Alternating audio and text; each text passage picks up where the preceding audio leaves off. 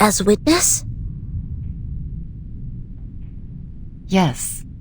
Your report means a lot to him. I can provide the report, but I have no experience in court hearings. If I say something wrong, will it affect the special prosecutor's decision?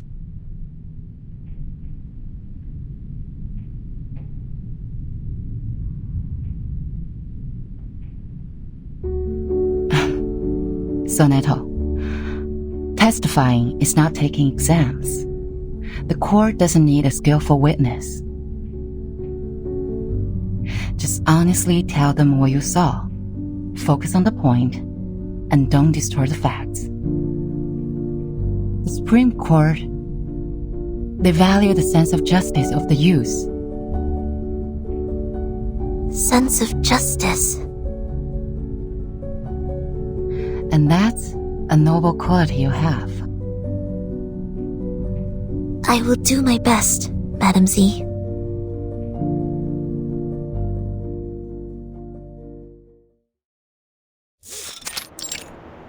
Call the witness.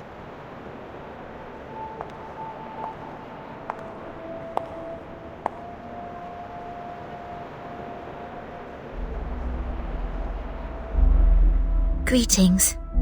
May the peace be with us. May the peace be with us. Soneto, as informed by the subpoena, you have been called forth by the accuser, Bernard Wilson, to testify as the witness in court. Could you specify the relationship between you and the accuser? We did not know each other. I heard of him at work, but we rarely worked together. Then why did he call you? I was one of the parties involved in the 1929 storm incident. I submitted a detailed report of that. He searched the database and found the report, so he made a request for access to my supervisor, Madam Z. Then, Madam Z asked if I would be willing to provide the report and attend court as witness. Could you tell me the reason why you agreed to testify? My immediate supervisor is having a long-term treatment, and there are more time slots available on my schedule. I am happy to be able to make a difference during the time and defend the established facts. More importantly,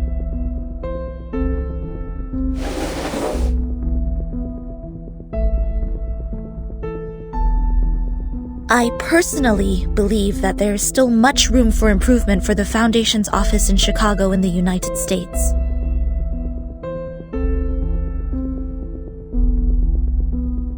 What is this, Miss Soneto? This is a record of all my travels from the time I received the promotion order in the research center to go to the office in Chicago in the United States, to the time I went back to the headquarters of the Foundation when the storm came. This is the field report and diary I wrote about the storm in 1929. What point do you make? I would like to prove that the Foundation's office in Chicago in the United States violated the Declaration, Fight for the Peace and Order of Mankind, and the rights of some humans and arcanists. You're tarnishing our reputation!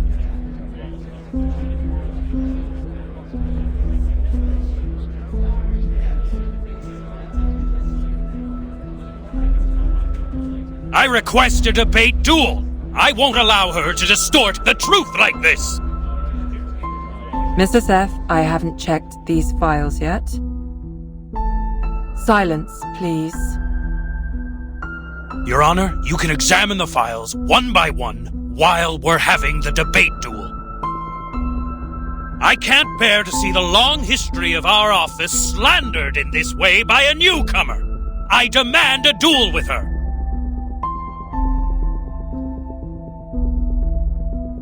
Soneto is an investigator with rich combat experience.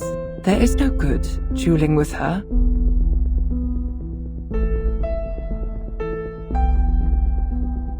Do you accept the debate duel? I have no objection, madam.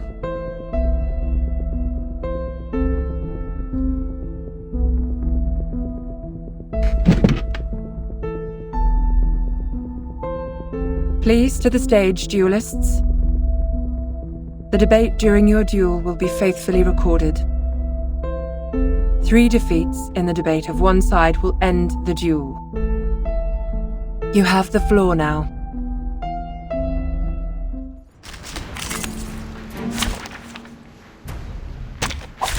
Look at my back. I have decades of historical materials of the office and know it better than anyone else. While you were in office for just 3 days? What makes you think your testimony is more valuable than my materials? Whether the history is long or short, it does not affect the validity of the facts. Article 78 of the International Law of Procedure states, any individual who has knowledge of the case and has an independent will is obliged to testify as witness. Hereon, I shall prove the value of my testimony. Fine. Wanna watch the aerial stunts? Oh! Right win.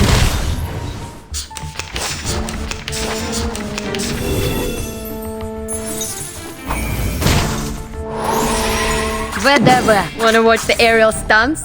Swallow my exhaust.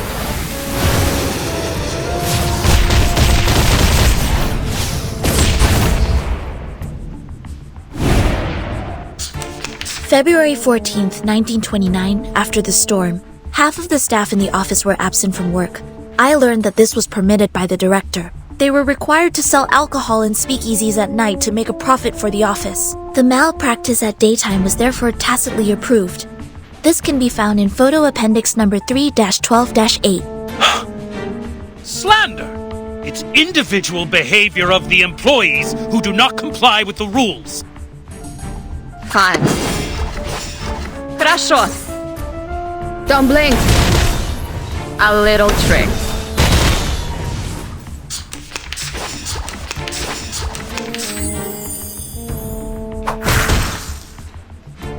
Whatever. Wanna watch the aerial stunts? Swallow my exhaust.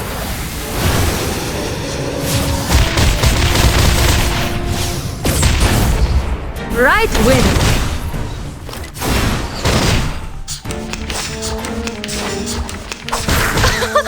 Haven't you eaten? Fine. Хорошо. Right win. A little trick. That morning, an hour and a half before my encounter with Timekeeper, a procession appeared in the square in front of the office. They were mostly humans, with a few arcanists. They were protesting against the high registration fee charged by the office for registering their identity information. In addition, there was a racial brawl in the square, but the office did not send anyone to pacify the crowd or maintain the order. Do you have any evidence? I wrote them in my diary. Does that count as evidence? Yes. Please tell me which page it is on. Whatever. Fine. Swallow my exhaust.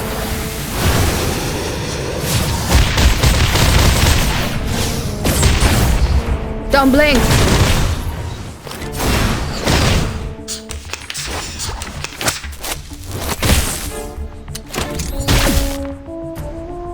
Wanna watch the aerial stunts? Хорошо. Right win. Oh.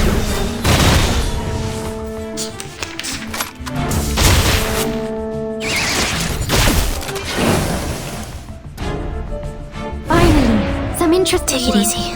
Take it easy. Memorize the script before you open your mouth, Miss Sonetto. I hear something. Whose heart is beating so loud? Don't be so furious. Radio waves are These are all insignificant glitches. everywhere. To be honest, you can find similar problems in any large institution in the world. As long as we manage the office in a different way or change the staff, it would be improved. But you claimed that we violated the Declaration of Peace. This is pure slander, gross defamation. I am not slandering the office. Schneider, you refuse to offer a human, no, an entire family, the shelter of the Foundation. Using troops? Schneider, a friend we met in Chicago.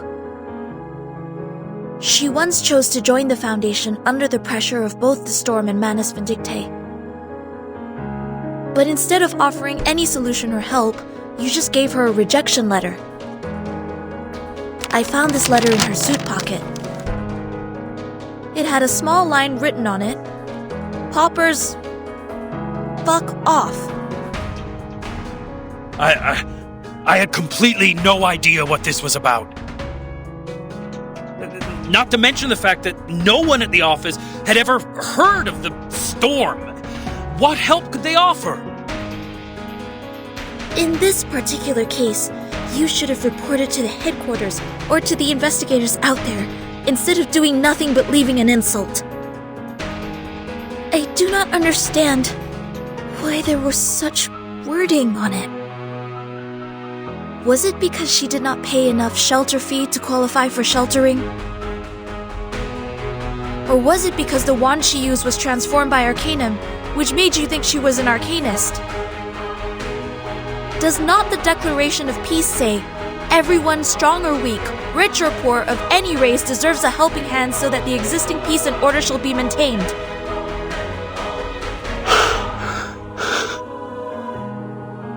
They were humans. If only they had made it to the headquarters sooner. Maybe they...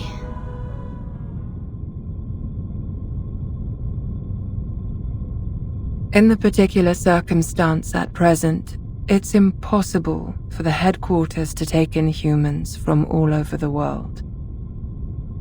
But you bring out a possibility better than anything that happened.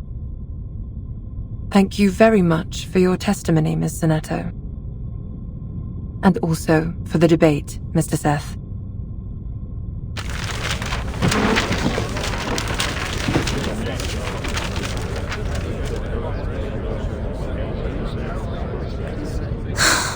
I seem to be too emotional just now.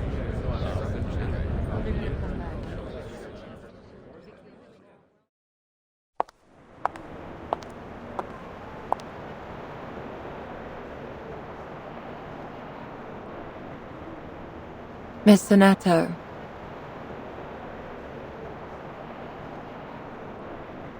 You brought us a great debate.